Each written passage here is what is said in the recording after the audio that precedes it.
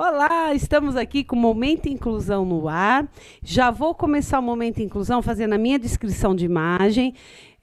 Eu sou a Márcia Bueno, estou com uma bota marrom, uma calça preta, uma blusa verde, um casaquinho verde musgo, um lenço marrom e verde.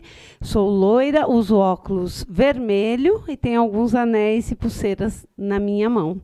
Minha convidada daqui a pouquinho vai fazer a descrição dela. Eu quero agradecer a presença de vocês, já pedindo para vocês compartilharem, se inscreverem, né? Mandarem mensagens aqui para o Momento Inclusão sobre temas, sobre quem, né? E quais os temas que vocês gostariam que nós trouxéssemos. Também compartilhe essa informação, compartilhe o Momento Inclusão nos seus grupos de WhatsApp, que nós sabemos que todo mundo tem aqueles monte de grupos, mas é importante que a gente leve informação. Quero agradecer aqui a você que está aqui nos assistindo pela Queens United TV. Quero agradecer toda a produção nossa também daqui e também da Queens United TV na Flórida e Miami. Muito obrigada, viu, por estar conosco hoje no Momento Inclusão. O nosso tema hoje é um tema muito importante e é um tema que a gente vai falar um pouquinho sobre não só a infância, mas nós vamos esticar até a vida adulta, que são as dificuldades de aprendizagem, desde a infância à vida adulta, né? Então, a gente vai trazer bastante temas importantes. A nossa convidada é Ana Paula Oliveira, ela é neuropsicopedagoga institucional e clínica, é professora com mais de 7 anos de experiência na área educacional, é licenciada em Sociologia, pós-graduada em Filosofia para ensino médio e em Neuropsicopedagogia. Ela é bacharel em Ciências Econômicas, com licenciatura plena em Matemática. Ela já realizou diversos cursos de extensão focados no desenvolvimento de crianças com necessidades especiais, como psicomotricidade, PECs, que é o Sistema de Comunicação por Trocas de Figura, e também, com muito orgulho, é uma mãezona, e ela vai falar um pouquinho da sua história aqui para a gente também, além de entrar nesse tema, né, que é do aprendizado, e as dificuldades que as pessoas têm, e como a gente pode tentar ajudar essas crianças e também os adultos. Seja muito, muito bem-vinda, Ana Paula Oliveira. Oi, Márcia, boa tarde, tudo bem? Tudo jóia. Então, eu sou a Ana Paula, a minha descrição de imagem, eu estou de bota preta, calça jeans escura, blusa preta, um blazer preto, eu uso um colar dourado, o meu cabelo ele é castanho escuro, tem algumas mechinhas loiras e eu uso óculos marrom. Muito bem. E Ana Paula Oliveira Tavares, viu? Muitas pessoas conhecem a Ana Paula nas redes sociais, né, Ana? Inclusive, já vou pedir para você, Ana, você consegue já passar sua rede social? Seus contatos, já que no início da entrevista? Sim, as minhas redes sociais estão como anapaulaNeuropp.com.br e no Instagram também, acho que é Ana Paula Daqui a pouco a gente vai ver aqui. Daqui a pouco já pode pegar o celular, Aninha. Vai verificando. Daqui a pouco a gente vem com a rede dela também, porque eu falo isso porque tem muitas pessoas que falam assim: Márcia, eu não consigo assistir nesse horário. Sim, né? Sim. Então a gente já coloca a rede social da pessoa já logo, né, no início, para quem não possa assistir também já consiga localizar o entrevistado, né? Porque às vezes sim. O tema é importante, às vezes quer marcar alguma coisa com o entrevistado, e a Ana Paula responde inbox, né, Ana? Sim. As dúvidas que porventura ficarem dentro do programa, então vocês podem contactar a Ana Paula, tá? Então vamos falar de dificuldades de aprendizagem. Mas antes, Ana, eu queria falar da Ana Paula Tavares, de você. Conta um pouquinho da sua trajetória, né? Porque a gente sabe da sua formação em diversas áreas, né?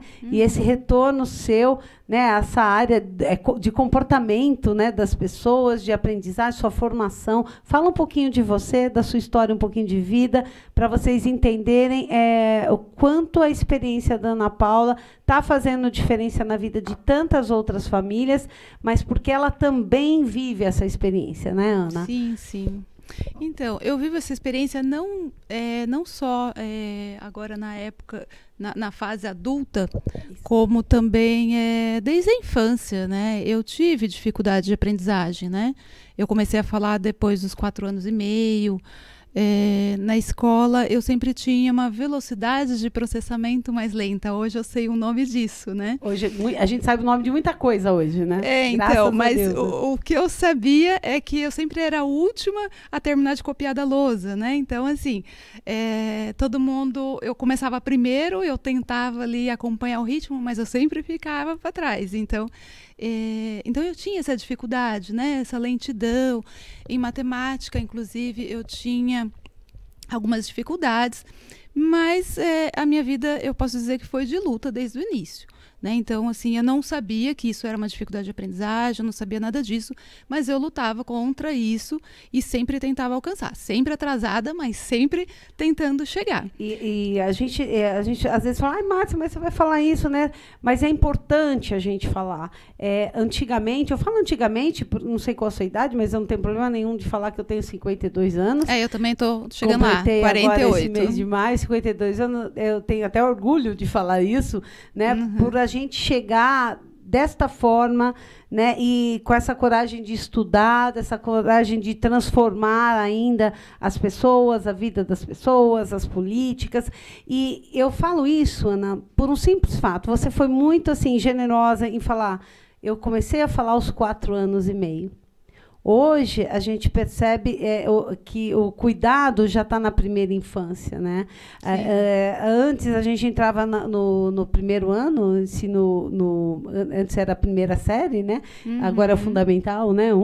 A gente entrava com 7 anos de idade. Então, imagina uma eu entrei com 8. Isso, conta um pouquinho para a gente perceber o quanto a gente... É lento o avanço, mas nós já estamos avançando, não só na ciência, nos diagnósticos, mas também nas intervenções, né? Sim, então.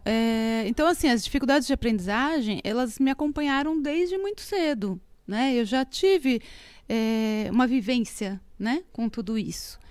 E aí a vida que segue, né? Eu estudei um pouco, né, com as dificuldades, um pouquinho mais devagarzinho, mas cheguei em todos os pontos que eu precisava chegar, ao mercado de trabalho, realizei, graças a Deus, assim, tudo que eu tive vontade, que nem, eu queria fazer secretariado, fiz secretariado, trabalhei como secretário muitos anos, olha, eu quero fazer economia, eu gosto da área financeira, fiz economia. Demorei um pouquinho na faculdade, né? Sou sincera em dizer, mas me formei em economia, trabalhei na área. E aí depois, como eu costumo dizer, a vida deu voltas, né? Aí depois, por conta dos filhos, eu acabei saindo, né, da área financeira e fui para... Né, hoje eu tenho 3 filhos, né? Então, assim, meu primeiro teve TDAH. O segundo, antes de eu ter o diagnóstico dele, eu já percebia que as coisas não estavam fáceis em casa, eu não estava conseguindo, né, ter um manejo suficiente para conseguir conciliar trabalho e a família. Né? Aí, com o nascimento da minha caçula, aí a dificuldade veio à tona, foi quando eu pedi demissão para encerrar a minha carreira, né, na área corporativa. E aí, estando em casa, eu né, decidi que não dava para parar de trabalhar, né? Eu não conseguia ficar sem trabalhar, eu ficava deprimida. E aí eu resolvi buscar aulas, né, trabalhar de alguma forma mais flexível, com horários mais flexíveis. Então, assim, o que me atraiu para a área educacional foram os horários flexíveis. Né? Uma forma de me manter ativa, porém flexível. Com horários melhores. Foi quando eu fui. Para dentro de sala de aula mesmo? Para dentro da sala de aula. Aí eu entrei, comecei como professora de apoio à matemática, mas eu só tinha nessa fase eu só tinha o bacharelado de economia. Aí quando eu entrei para a sala de aula, eu percebi a necessidade de estudar mais. Foi aí que, né, eu fui buscando mais. E eu percebia também as dificuldades dos alunos. Muitas dificuldades, muito. Então, assim, não só eu me espelhei, eu me vi ali na infância, né? Então aquilo me sensibilizou demais. Eu foi aí que eu comecei a fazer as outras licenciaturas, né? Eu fui fazer uma especialização de matemática, porque como eu era professora de matemática, eu queria poder auxiliar melhor, né? Dar uma aula melhor. Aí depois sociologia, filosofia e por aí vai.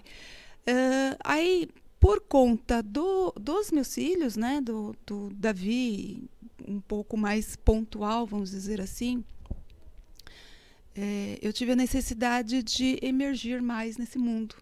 Então, assim, eu precisava conhecer mais, porque ele tinha uma deficiência um pouco mais grave, vamos dizer assim. Um pouco mais grave, não. Na verdade, ele tem um autismo severo, né? Então, assim, ele tem o autismo, que... É o grau 3, então. É o grau 3, com deficiência intelectual, não verbal, agressivo, né? Ele tem TDAH. Então, assim, era um mundo muito fechado, muito fechado. Então, assim, ele fazia terapia já desde o início, né, desde muito pequeno, porém não era suficiente, porque eu percebia que os terapeutas, médicos, todos os profissionais que trabalhavam com ele tinham dificuldade de me auxiliar.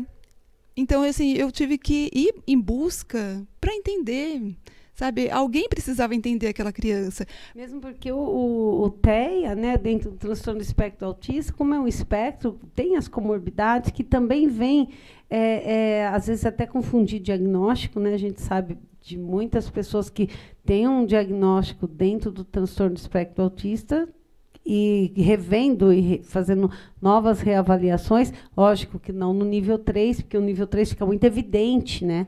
A questão da comunicação, da socialização, das estereotipias, né? Fica muito evidente, mas a gente tem nível 1, né? Eu conheço pessoas que têm o transtorno do déficit de atenção e hiperatividade que estavam laudados como TEA, nível 1, né? Sim, sim. E hoje já se consegue fazer uma nova reavaliação. O que me chama a atenção, Ana Paula, é que a gente estava falando de você com 4 anos e meio não verbal, e começou a falar, ou você passou por fono, ou Não. foi aos poucos?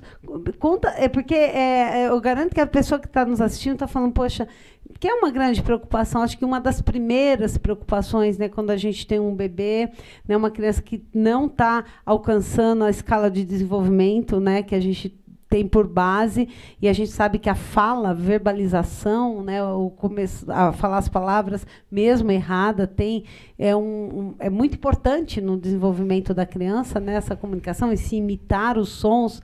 E isso é angustiante, né, porque hoje a gente fala muito de bullying. A gente não falava de bullying, existia o bullying, sempre existiu, infelizmente, mas a gente tinha que, além de passar pela dificuldade do aprendizado, nem você mesmo disse, que você corria para dar conta do recado, né? Uhum. E com certeza você também, às vezes, percebia maldade, né? Às vezes até, às vezes até o próprio professor, né? Sim, sim. E hoje em dia a gente tem mais humanizado, eu acho que tem mais uma sensibilização de que existem pessoas com dificuldades em vários graus e de várias formas. Eu acho que hoje isso está mais arraizado, mas antigamente era muito difícil. Era muito difícil. E, por outro lado, era um pouco mais fácil, né? Porque quando você falou de bullying, eu lembrei que eu sofri muito bullying. Mas eu não sei nem se eu posso nomear como bullying. Sim. Né? A gente chamava de zoeira. Todo mundo tinha um apelido. Gente, sim. Todo mundo. E eu tinha muitos apelidos. Não só porque eu era lerda, mas porque eu era muito magrela também, né? Ninguém ligava, né? Não, eu não ligava para isso. Não. Porque da mesma forma que eu ganhava muitos apelidos, eu também colocava apelidos. E, assim, eu sempre fui muito extrovertida. Então, assim, eu não percebia, nunca levei na maldade, né?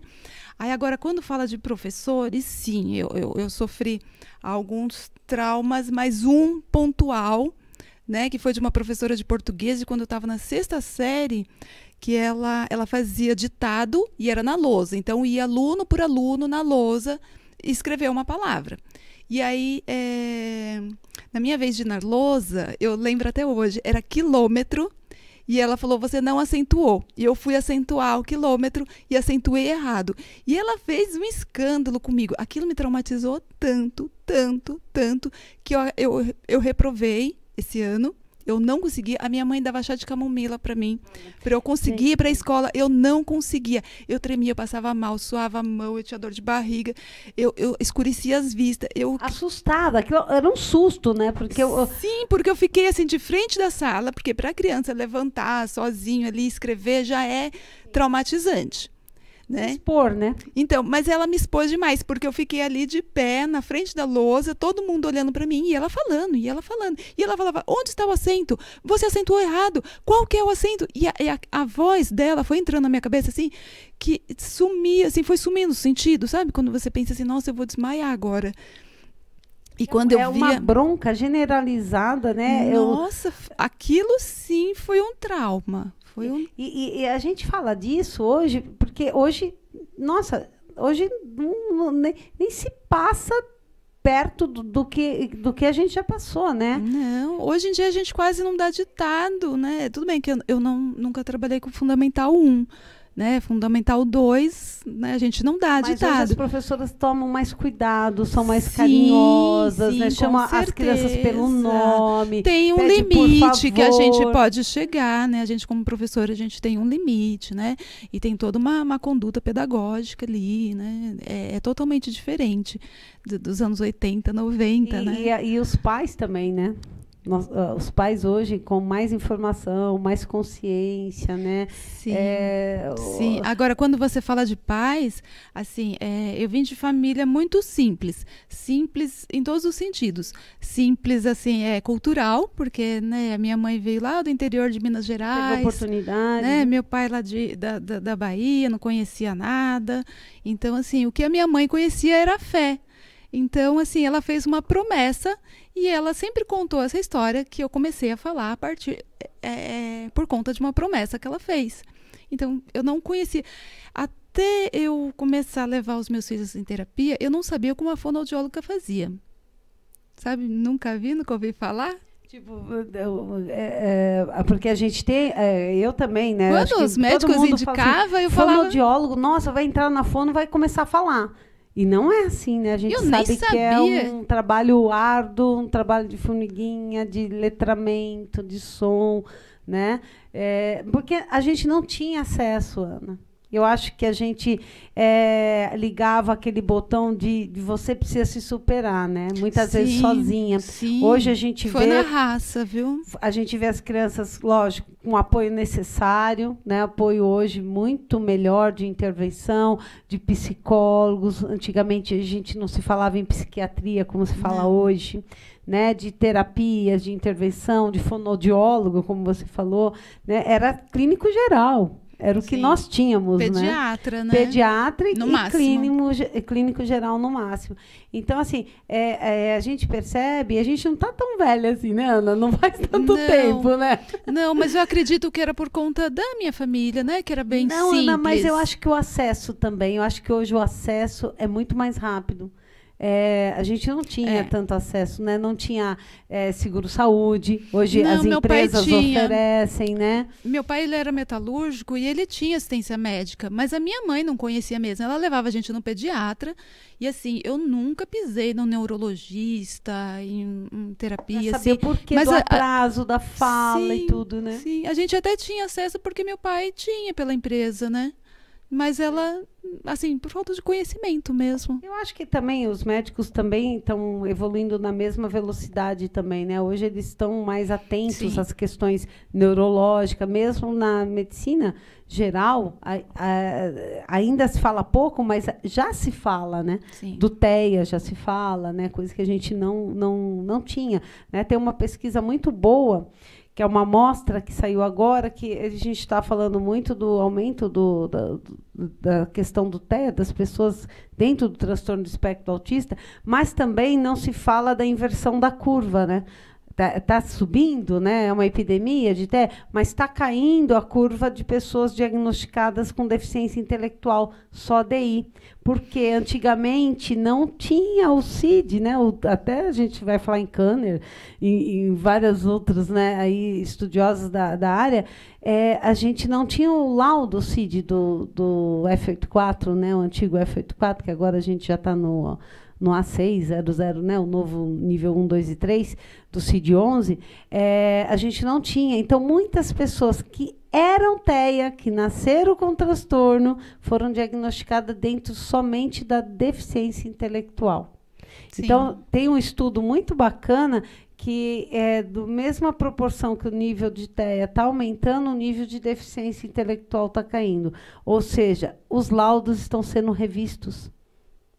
Né? Sim, apesar que a mesma pessoa, às vezes ela tem um diagnóstico até uma altura da vida, e depois, quando ela é reavaliada, às vezes muda o diagnóstico. Muda, né? Até por conta de intervenções, sim, tudo, sim. Né? Eu acredito muito. E também a gente tem a questão do TEA na questão da deficiência intelectual, né? Uma grande maioria deles tem, né, a deficiência intelectual como comorbidade. Então, Ana, mas voltando aqui, vamos falar do tal do problema de aprendizado, porque daí você já tinha isso inserido em você, sim, né? Você sim. teve, eu já passou conheci por na isso, pele. Você viu lá na escola, você começou a identificar o que a gente pode chamar de problema de aprendizado.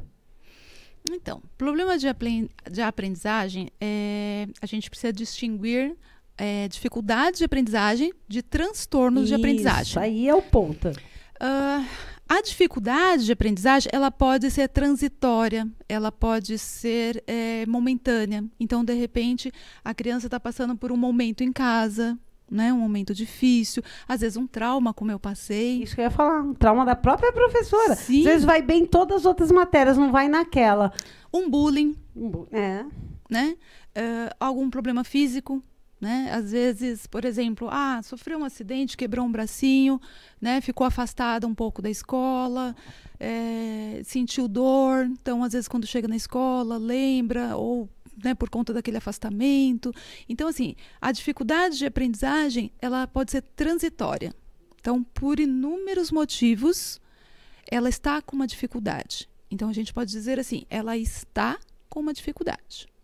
Tá? Então, assim, a gente pode fazer uma intervenção, né? Seja lá pela professora na escola, inúmeros tipos de intervenção, um reforço, né? E a criança consegue recuperar o tempo, né?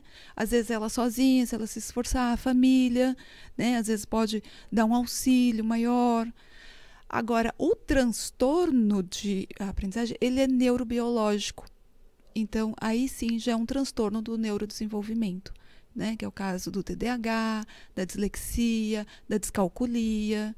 Né? Então, a gente precisa saber por quanto tempo a criança vem carregando aquela dificuldade. Então, quando a gente vai avaliar, a gente precisa ver inúmeros... A gente fala testes, né? A gente vai testar, mas a primeira pergunta que eu faço é por quanto tempo essa criança vem apresentando essa dificuldade? Né? Porque a dificuldade tem que persistir por pelo menos mais 6 meses. E você fez você estava falando agora e eu fiquei pensando aqui. Antigamente, a gente sabia muito bem diferenciar dessa dificuldade momentânea ou de uma matéria que eu não tenho habilidade, porque pode acontecer, a gente tem lá 10 matérias. Tem umas que a gente ama, nem precisa estudar. Né? Outras a gente precisa estudar, mesmo assim não chega na média. Né?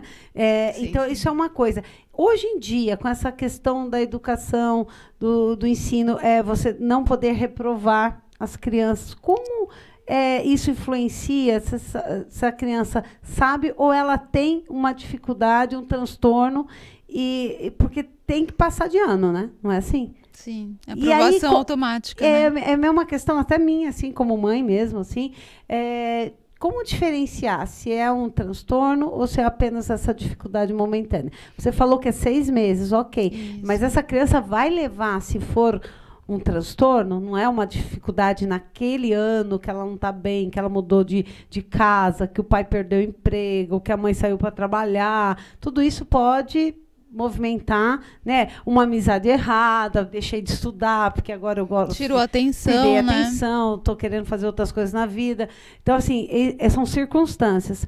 Mas, com essa questão de você ter que passar de ano, essa criança, não reprovar mais, ela vai levando essa dificuldade para um grau muito hard, porque cada ano se subentende que são matérias novas, que são dificuldades maiores. Como é que os pais... Ou sim ou não, né? Como é que os pais conseguem, Ana, fazer esse acompanhamento junto com a escola, ser esse parceiro da escola?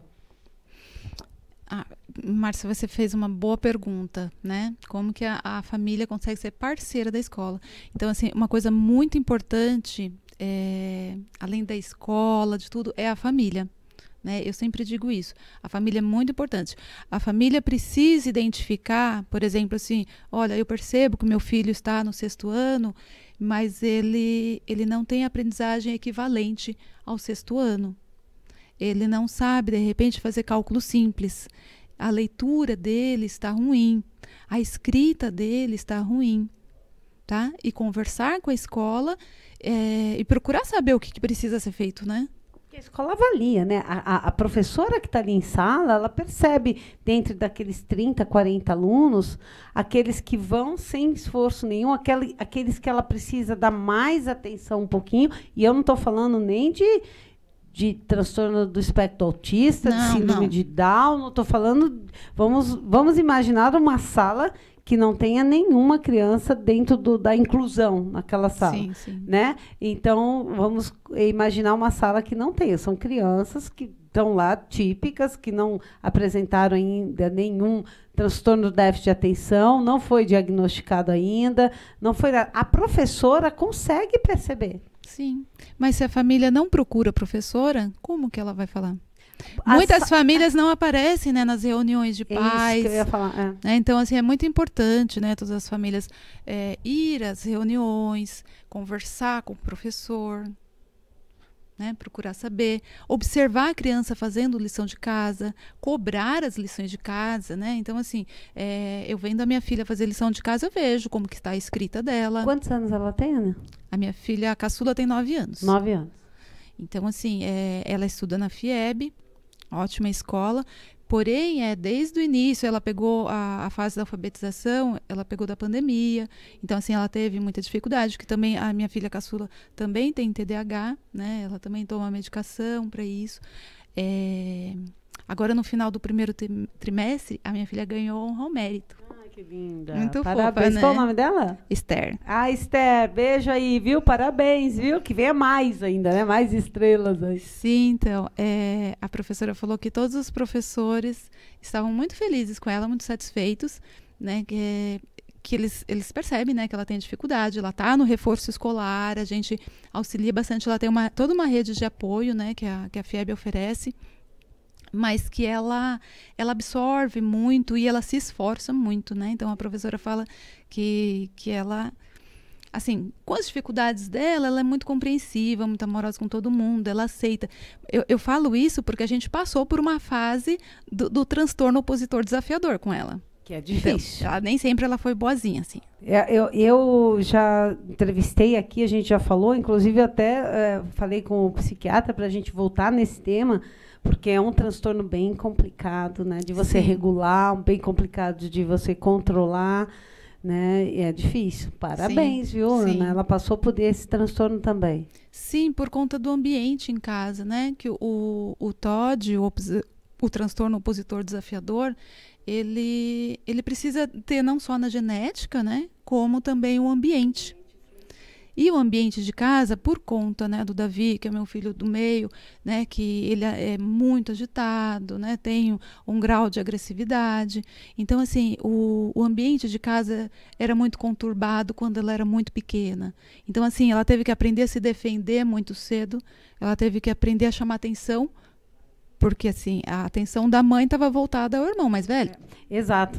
A gente sempre fala isso, né? A gente se dedica muito a um filho e, às vezes, sem querer, né? Por falta até de que aqueles que precisam mais de mim, né? Eu estou mais presente, né? Também pode causar, então, né? E quem que ela tinha de modelo? Ela tinha de modelo, com somente 2 anos de diferença dela, o irmão autista. Então, assim, o modelo que ela tinha não era bom. Então, assim, ela passou por toda... Então, é muita conversa. Ela passou com a psicóloga, né, com a fonoaudióloga para auxiliar na alfabetização, que tinha atraso, tinha trocas de letras. Né, eu conversei muito com a escola, pedi muito apoio deles. Então, assim, graças a Deus, eles têm me ajudado muito. Eu agradeço muito a FIEB.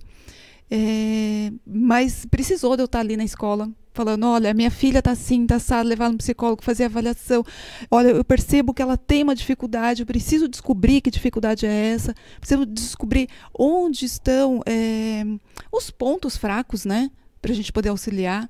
Então, assim, é uma coisa que assim, que eu digo assim, não que todo mundo precisa ser igual a mim. Mas você foi uma mãe bem presente, né? Mas uma mãe presente na escola ali, né? A gente percebe muitas crianças, agora estou falando como professora, né?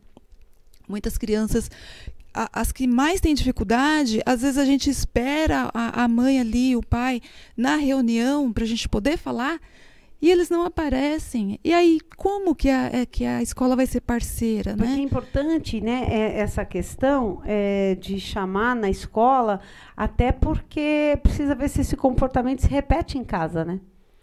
Essa troca com a família é extremamente importante, né? Porque tem crianças que têm um comportamento em casa, que a mãe fala, imagina, meu filho é um anjo. E do portão para dentro é outra pessoa, né? Então, são assuntos que tem que caminhar sempre junto. A gente vai chamar o comercial e a gente já volta, tá bom?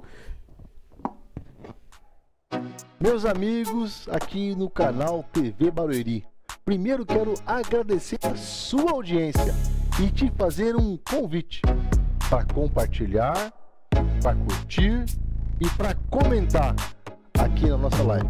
Nós temos muitos outros programas e eu fico muito feliz com a sua audiência. Obrigado!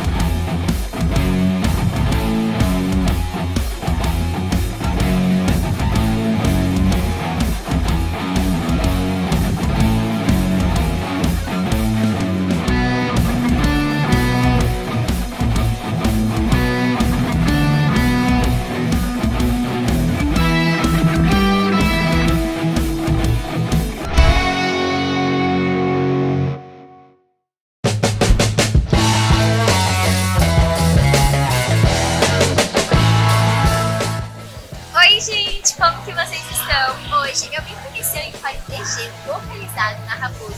Um ótimo lugar para você trazer seus amigos e familiares. É muito bacana que aqui. Então vem comigo que eu vou mostrar tudo para vocês. E eu tenho certeza que vocês vão ficar com gostinho de quero mais. E o Empório DG é ideal para você que é apaixonado por churrasco igual a mim. Aqui eles possuem diversas variedades de carne e linguiças, que é o diferencial deles. Eles possuem mais de 30 linguiças com sabores diferentes e o melhor de tudo é artesanal.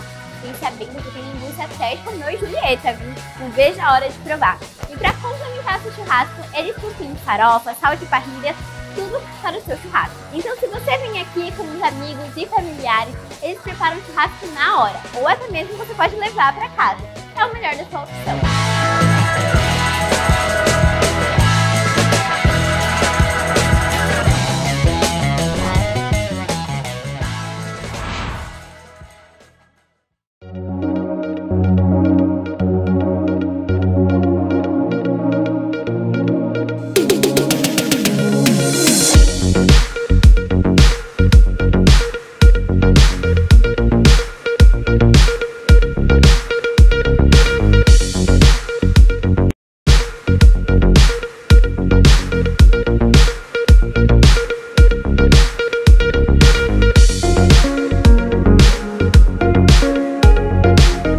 gente, e eu não pude te deixar nesse calor e vim aqui na secretaria Acer e aproveitar e já tomar o meu açaí. Bom, gente, e aqui na Acer tem uma variedade de self-service e aqui tem diversos sabores de sorvete. Então você pode se deliciar e ficar com água na boca igual eu estou.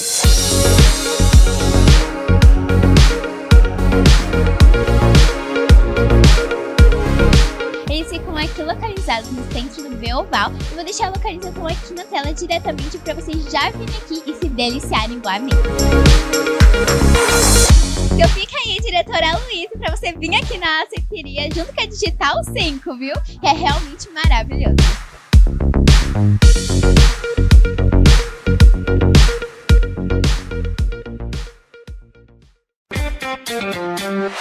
Visão Total Vistoria Veicular, empresa de vistoria credenciada pelo Detran, vistoria de transferência, vistoria garantida, vistoria cautelar e vistoria prévia. Visão Total Vistoria Veicular, 4382-1112, 4382-1112. Visão Total Vistoria Veicular, Avenida Itaqui, número 842, no Jardim Belval, próximo ao estádio do Arena Barueri. Visão Total Vistoria Veicular.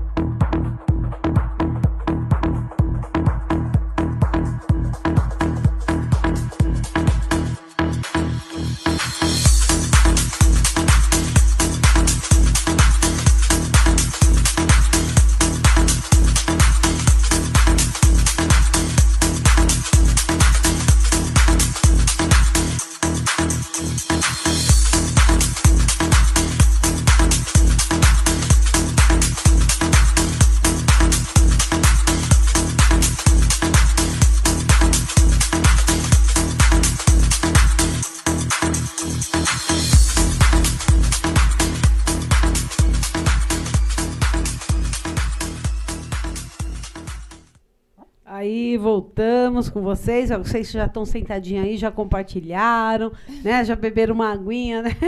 Né, Ana? Ô, Ana, agora sim, uma curiosidade mesmo assim de você em sala de aula. Quais são os transtornos de aprendizagem mais comuns? Isso no geral, né? Que os professores logo já identificam. Você falou do transtorno de déficit de atenção, do hiperatividade. A hiperatividade, na verdade, eu acho que é Põe o a microfone mais pertinho. Isso. a hiperatividade é a mais visível, né? Então, assim, você entra em sala de aula, aquele que não para sentado, é todo desorganizado. Então, assim, esse é o mais visível, né? É o mais comum. Aí depois vem a dificuldade de assimilar o conteúdo. Pode ser uma fase, como você falou. Sim. Né? Tem que persistir por mais de 6 meses, né? Sim, sim. E por detrás disso também pode ter muitos aspectos emocionais também, né?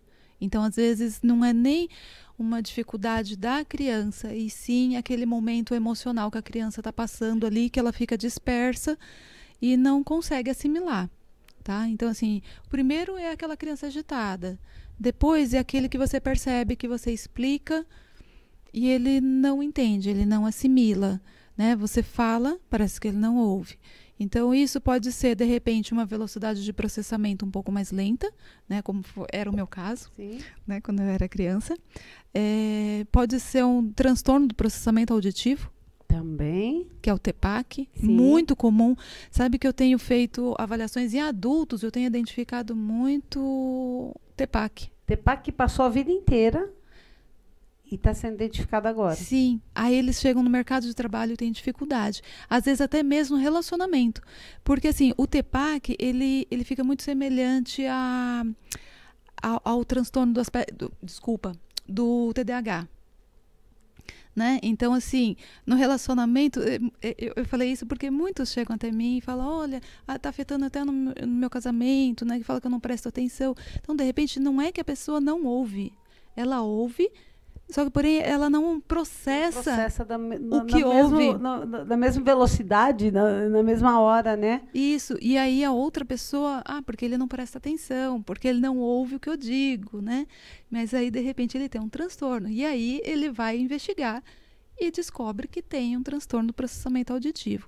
Então, isso em sala de aula também é algo assim muito comum e muito difícil. Por quê? Sala de aula sempre tem barulho, sempre tem ruído. É verdade, gente, Então, assim, a voz do professor vai competir com todos os ruídos da sala. Às vezes some, né?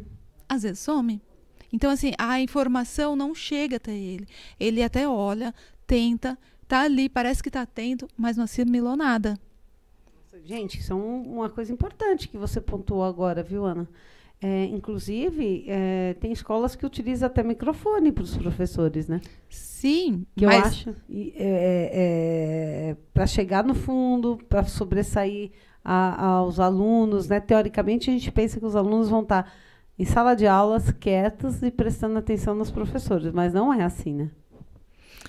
Não. Quietos não, isso já é da infância, né, da adolescência. Então, assim, nós professores, a gente tem que aprender a lidar com tudo isso, né?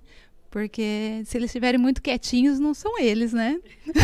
Tem alguma coisa errada. Tem alguma coisa errada, agora, né? Ana Paula, o que me interessa é essa rede de apoio. A criança, ela apresentou os transtornos de aprendizado, a família tem que ter uma rede de apoio nesse caso. Hoje, o que seria essa rede de apoio hoje? Então, a rede de apoio, ela começa com a coordenação da escola. Então, o coordenador o professor tem que identificar que aquela criança está com alguma dificuldade, passa para o coordenador, que entra em contato com a família, né? E que encaminha para outra rede de apoio, né? Que existem inúmeras. Tem o AEE, se me falha a memória, tem as terapias, né? Tem agente de inclusão, né? Que é um professor acompanhante, às vezes, na sala de aula. Então, a coordenação da escola, junto com a família, vai identificar qual é o melhor apoio, né? Para aquela criança, para aquela dificuldade. Agora eu quero que você me responda, Ana. Vou apertar a Ana agora. Apertar, Ana. Mas eu vejo... Fiquei até com medo. Não precisa ter medo, não. Eu vejo assim, a forma de ensinar, ela tem que ser igual para todos, porque, de uma certa forma, o professor prepara a aula, ele chega numa sala de 30, 40 alunos, ele vai jogar o conteúdo, ele vai explicar aquele conteúdo... e a gente sempre escuta falar, não é como as pessoas aprendem, é como a criança aprende, qual é o formato que ela assimila essa informação. Como os professores lidam com isso hoje? Porque eu posso falar uma coisa que você entendeu de um jeito, o outro entende de outro, eu sei que tem que ter uma média, por isso existem as provas, né, os testes, para que você... avalie o desempenho do seu aluno, quanto ele absorveu da matéria, quanto ele está dominando aquela matéria. Mas os transtornos do aprendizado podem prejudicar essa forma do ensinar do professor. Nesse caso, ele tem que ter um olhar diferente? Sim, com certeza. Os reforços que esse professor pode sugerir para essa família, para essa criança?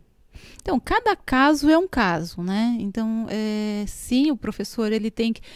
assim, no início do ano, no início de uma turma, a gente precisa nivelar, né? A gente precisa saber quem são nossos alunos, né? Então, a gente diz assim, vou dar uma provinha diagnóstica, né? Por exemplo, que nem eu dava aula de matemática. Então, eu passava... Se eu pegar assim, tipo, o primeiro ano do ensino médio. Então, eu vou pegar uma semana, eu vou dar atividades de matemática, né, do 9º ano. E aí, através daquela atividade, eu vou conseguir nivelar quem conseguiu, quem não conseguiu, qual o grau de dificuldade. E aí, eu já consigo saber quem é a minha turma. Legal. E geralmente os professores fazem isso ou é uma coisa sua que você gosta de avaliar? Isso é regra? Como funciona? Isso é regra, né? Geralmente no início da aula, no início de um ano, né, de uma turma, de um semestre, a gente precisa fazer esse diagnóstico da sala, né? Até mesmo eu chamo a atenção, né, a questão das famílias, que muitas pessoas falam assim, eu vou mandar meus filhos somente depois de março, né, quando as aulas iniciam. Só que assim, é no início do ano que a gente consegue fazer esse diagnóstico. Entendo. Tá? Então, assim, realmente é aqueles exercíciozinhos de revisão, mas é quando a gente está fazendo o diagnóstico da turma, a gente consegue identificar as dificuldades. Inclusive, eu lembro agora, quando eu era jovenzinha, a gente tinha muito que ler muito livro, né? Que a gente pegava na biblioteca, né? Na minha época não tinha internet, não tinha essas coisas, né? Você baixava em PDF, não tinha essas coisas. E era complicado. Você tinha que ler o livro, fazer uma síntese, né? Uma análise, né? Porque ali o professor identifica também. Se você entendeu o contexto da mensagem do livro, fazer o resumo significa início, meio e fim, ter uma sequência coerente. Hoje, os professores fazem isso, porque eu quase não vejo as crianças lendo livros. Então, é que o professor, ele tem que se adaptar. Que é a pergunta que eu fiz, né? Como é que esses professores se adaptam hoje a esse novo formato, né? A gente tem que se adaptar. Então, assim, hoje a gente está inserido no mundo digital. Então, se você passa um livro, mais de 50% da sala não vai ler. Como que a gente vai fazer? Na palma da mão, porque quase todos eles têm celular, já internet, né? Sim, sim. Então, você passa um texto, assim, tipo de uma página, de uma folha A4, assim, com aquela letra tamanho 12. Sim. Aí os alunos já falam, ai, professora, textão. Ai, eu posso ler em casa? Aí você passa para copiar, porque assim, ele copiar, ele está lendo o que está copiando, também é uma forma. É uma forma. Aí eles vão lá, tiram foto da lousa e passa para o grupo para todo mundo. Ana, sem controle hoje nessa questão. O celular entra em sala na boa. Olha, eu cheguei a... Assim, eu como professora de matemática, eu tirava os celulares e falava assim, eu só vou entregar a folha de prova com, sabe, tipo concurso, com os celulares em cima da mesa. Não é, assim, maldade. É porque eles precisam pensar o mínimo. Né? Então, assim, hoje essa velocidade que a gente tem de informação, eles têm tudo na palma da mão, e eu digo isso não só criança e adolescente, como eu dei aula para o EJA também.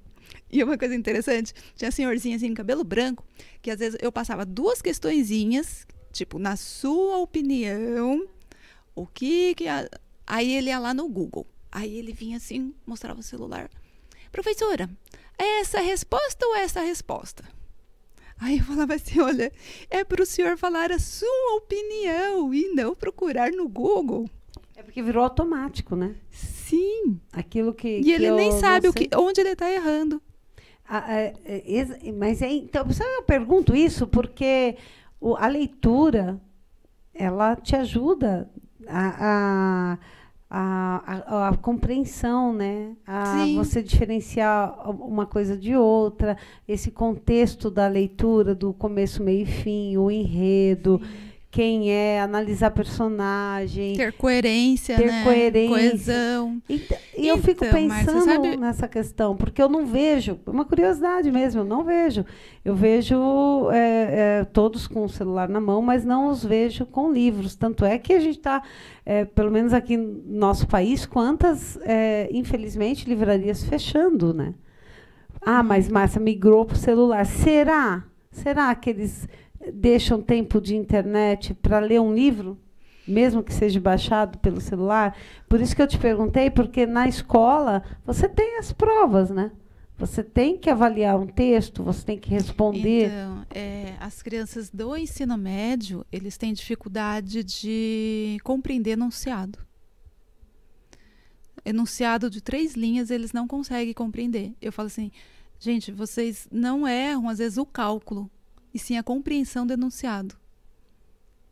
Então, assim, como que vai para o Enem, como que vai para um vestibular, se eles não conseguem ler enunciado?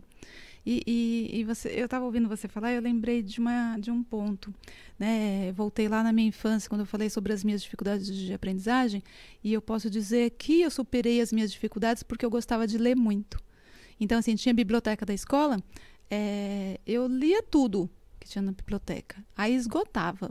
Na época que eu estudei no Vitório, Fornazaro, ali em Carapicuíba, né, eu acho que eu li todos os livros. Eu tinha mais 2 colegas que gostavam de ler e a gente competia quantos livros a gente conseguia ler por semana. Eu já li esse, eu já li esse, eu já li esse.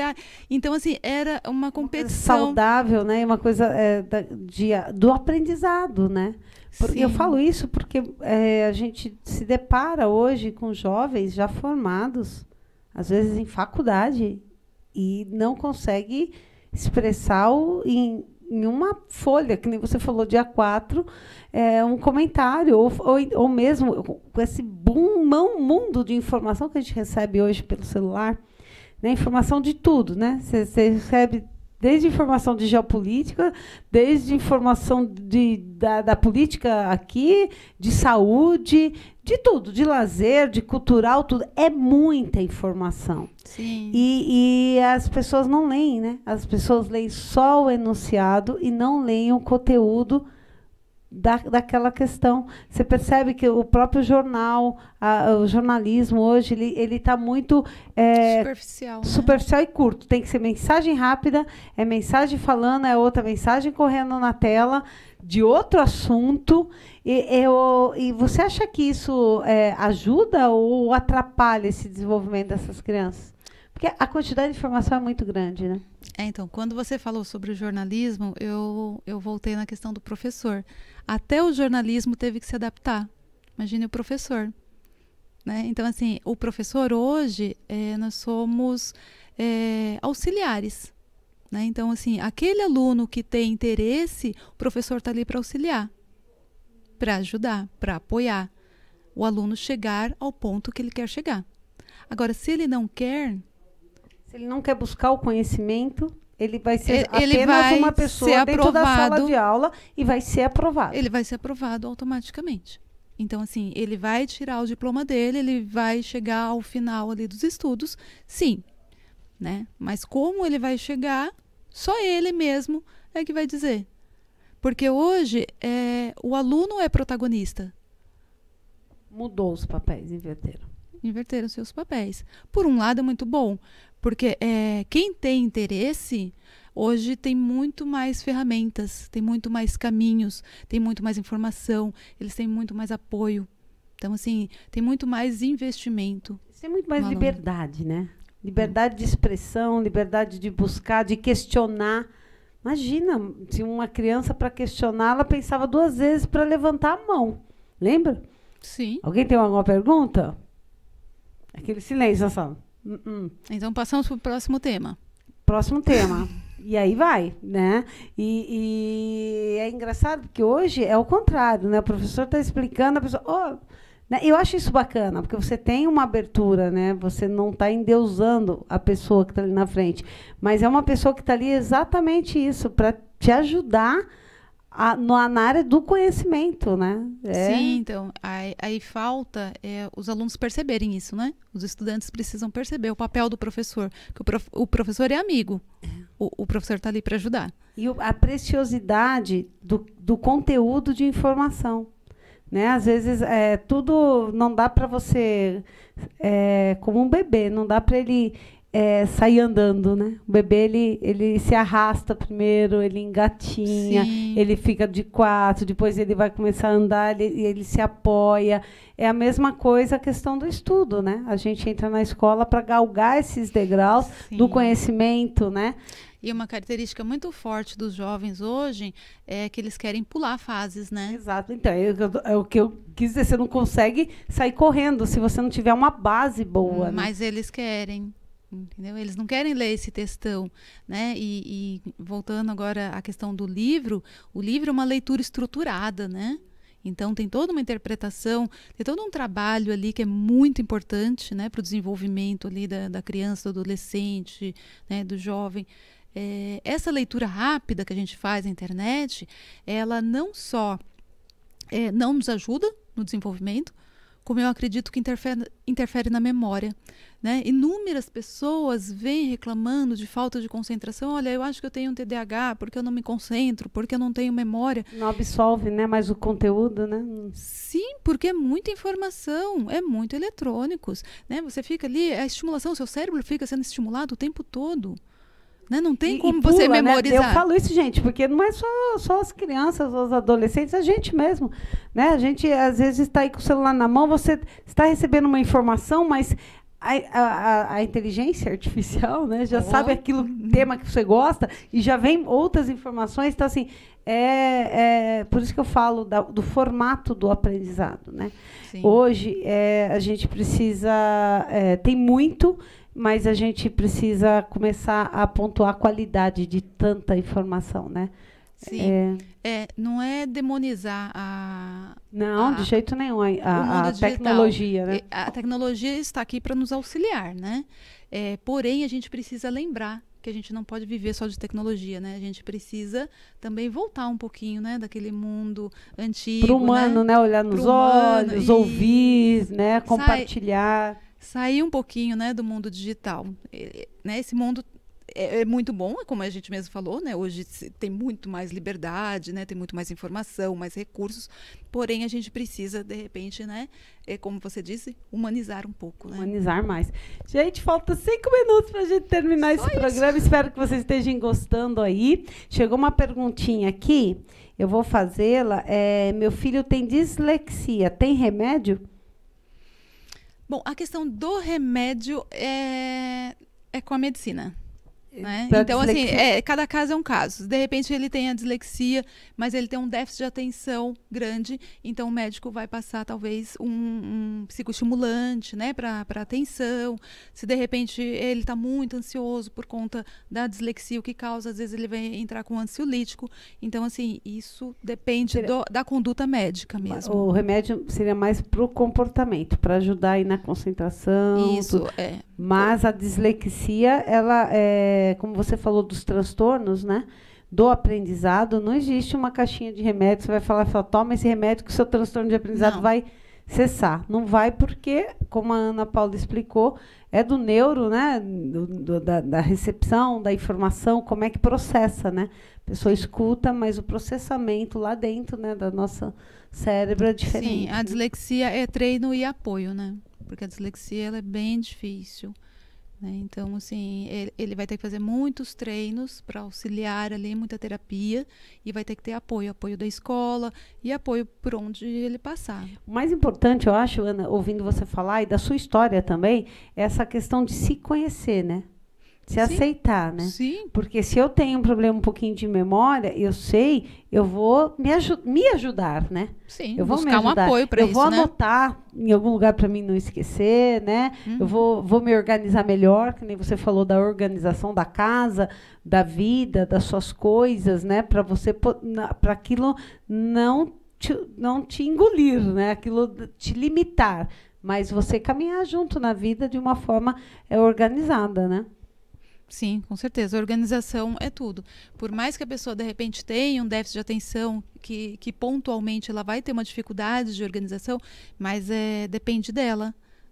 Esse esforço, né, da organização. Então, assim, olha, a minha memória falha, então eu preciso anotar. De repente, esquece de anotar, né? Mas, mesmo assim, a gente tenta, insiste no próximo dia, no próximo.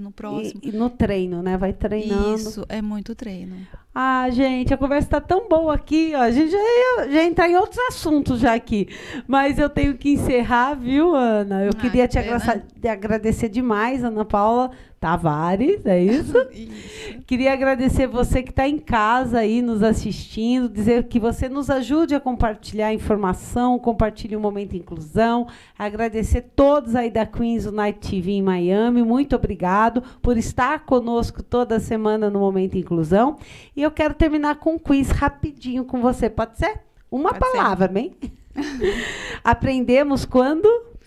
Queremos. As dificuldades são? Superáveis. Saúde emocional é? Tudo. Um livro. Me pegou. Ai, agora a minha memória falhou. Você não da sua infância. Eu lembrei um que mas ai, roubaram o meu queijo, mas não era Roubaram o meu queijo? Mas não era esse que eu queria falar. Mas esse livro é um bom livro. É um bom livro. Mas não foi esse que eu queria falar. Fica uma mensagem às famílias, Aninha, olhando para ali na câmera ali, manda o seu recado e a gente vai encerrando. Uma mensagem para as famílias, que vocês fiquem muito atentos, né, de uma forma amorosa às crianças, porque a escola apoia, os terapeutas ajudam, mas vocês, pai, mãe, até mesmo irmãos, é tudo na vida de uma criança com dificuldade de aprendizagem. São vocês que vão identificar, vocês que vão apoiar, e vocês que vão conviver pelo resto da vida. Então, assim, a família, na verdade, é tudo. É o início, meio e fim. Ah, muito bem. Obrigada, viu, Ana? Prazer em te receber aqui no Momento Inclusão. Um abraço para vocês. Aproveitem aí essa oportunidade de viver, de conviver, de ensinar e de aprender com seus filhos também. Muito obrigada. Até o próximo. Tchau, tchau.